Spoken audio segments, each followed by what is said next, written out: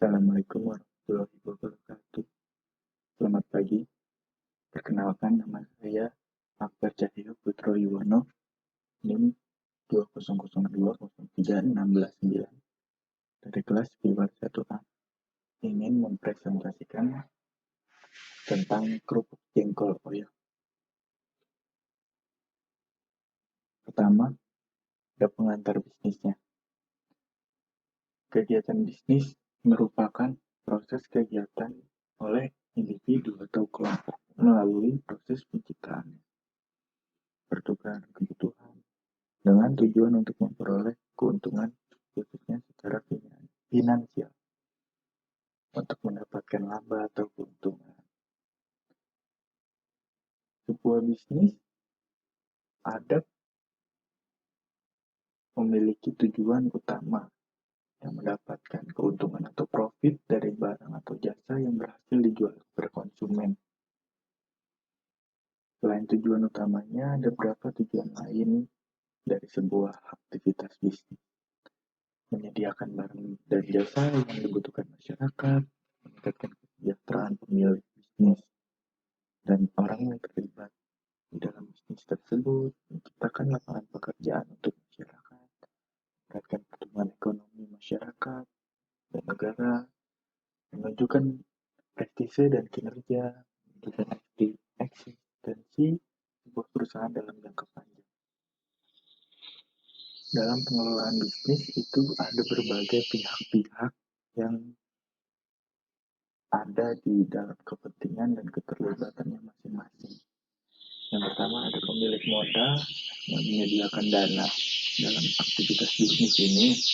Yang kedua manajer yang memiliki tanggung jawab untuk menjalankan dan mengelola bisnis itu. Dan yang ketiga itu ada tenaga kerja yang mengelola proses-proses reproduksi lain-lain. Dan yang keempat ada konsumen, itu adalah pengguna produk atau pembeli.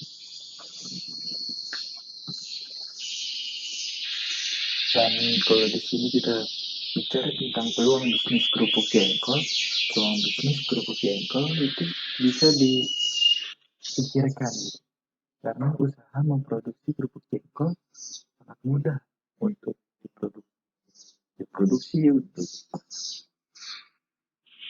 menjadikan sebuah bisnis baru gitu yang nantinya akan menjadikan tawaran laba yang didapatkan itu sangat lumayan, tidak sedikit, sehingga terbilang begitu menjanjikan untuk sebuah bisnis. Peluang bisnis kerupuk jengkol ini juga bisa dikatakan terbilang sangat cerah, sehingga usaha kerupuk jengkol sangat sesuai untuk dikembangkan. Nah, ini produk kerupuk jengkol kita dari desain lamanya yang dulu hanya sekedar packingan plastik ditambah stiker. Sekarang mempunyai desain baru yang lebih inovatif, yaitu dengan kemasan custom yang didesain oleh tim desain grafik kami. Produk ini merupakan semua sesuatu yang ditawarkan di pasar, memperoleh perhatian, dibeli, dipergunakan, serta bisa memuaskan maupun bisa masuk ke dalam daftar keperluan daripada konsumen. Ini adalah yang kami inginkan untuk produk oyo kerupuk jengkol ini. Bisa nantinya kita akan mengembangkan produk oyo dengan lebih inovatif sehingga produk tersebut bisa memenuhi kebutuhan pasar. Kami melakukan perbaikan terus-menerus kepada produk yang ditawarkan. Salah satunya dengan mengganti desain lama yang terlihat masih bisa saja ke desain baru yang lebih inovatif dan lebih menarik peminat pelanggan. Bahan baku yang digunakan untuk memproduksi kerupuk jengkol ini yang pertama ada jengkol, tapioka, air hangat untuk campuran tepung tapiokanya dan bawang putih halus, penyedap rasa, garam, dan minyak goreng. Tambahannya ada kemasan kerupuknya, kemasan yang baru ini, dan bis karton untuk packaging per dusin. Gitu. Proses pembuatannya sangat mudah sebenarnya. Yang pertama kita harus membersihkan jengkol terlebih dahulu, rendam selama 20 menit dalam air, terus ganti air rendamannya selama 20 menit, dilakukan sebanyak 3 kali, baru diangkat. Kemudian rebus jengkol bersama tambahan garam sampai kulitnya mengelupas sendiri tuh. Setelah itu angkat dan tiriskan. Jika kulitnya sudah terkelupas semua, tumbuk jengkol hingga halus. Kemudian campur jengkol dengan bawang putih yang sudah dihaluskan, tepung tapioka, penyedap rasa, dan garam. Campur semua bahan, kemudian uleni adonan kerupuk sampai kalis. Setelah itu, bentuk adonan menjadi memanjang dan bungkus dengan menggunakan plastik atau daun pisang. Adonan kerupuk yang sudah dibungkus lalu dikukus selama 40 menit hingga matang. Setelah itu angkat dan ditiriskan minyaknya. Selanjutnya adonan yang telah matang kemudian diiris tipis-tipis. Setelah itu dijemur di bawah sinar matahari hingga kering. Setelah kerupuk kering, maka sudah saatnya untuk digoreng. Namun, jika nantinya bisnis ini akan berkembang, kita akan menggunakan mesin oven, jadi lebih cepat prosesnya. Jadi tidak memerlukan waktu yang lebih lama. Siapkan wajan yang sudah diberi minyak yang banyak dengan menggunakan api yang sedang. Goreng kerupuk hingga matang, lalu angkat dan tiriskan. Dan kerupuk jengkol sudah siap untuk dijual. Nah, di sini itu ada perencanaan operasi. Bagaimana dalam proses manajemen, maka manajer akan mengawali manajemen operasi dengan cara melakukan perencanaan. Jadi kegiatan perencanaan itu akan dibagi dalam 1, 2, 3, 4, 5 kategori. Yang pertama itu kan rencana dan ramalan bisnis. Kedepannya bagaimana, nantinya akan bagaimana. Yang kedua rencana operasi jangka panjang, itu kapasitas. Perencanaan kapasitas untuk produksi barang dilakukan bertujuan menjamin bahwa kapasitas perusahaan sedikit melebihi permintaan normal dari produk. Yang kedua, perencanaan lokasi untuk produksi barang bisa dipengaruhi kedekatan sumber bahan baku dengan pasar, ketersediaan tenaga kerja dan sumber energi dan biaya transportasi. Ketiga, perencanaan tata ruang. Ada tata ruang proses, tata ruang seluler, tata ruang produk. Keempat itu ada perencanaan kualitas. Setiap tahapan dan perencanaan operasi memastikan bahwa barang diproduksi memenuhi standar kualitas yang telah ditetapkan oleh kami. Yang kelima ada proses perencanaan metode, bahwa sistem operasi perancangan, maka manajemen harus terus mengidentifikasi data produksi dan metode spesifik untuk melakukan. Terus ada yang ketiga jadwal produksi induk dan jadwal terperinci. Kita harus mempunyai jadwal agar bisa memanage waktu dengan baik, jadi tidak ada keterlambatan produksi, tidak ada keterlambatan pengiriman dan lain-lain. Keempat ada pengendalian operasi, pengendalian kualitas dan manajemen bahan baku produksi. Pengendalian seperti pelatihan karyawan yang diberikan agar karyawan dapat bekerja lebih baik lagi.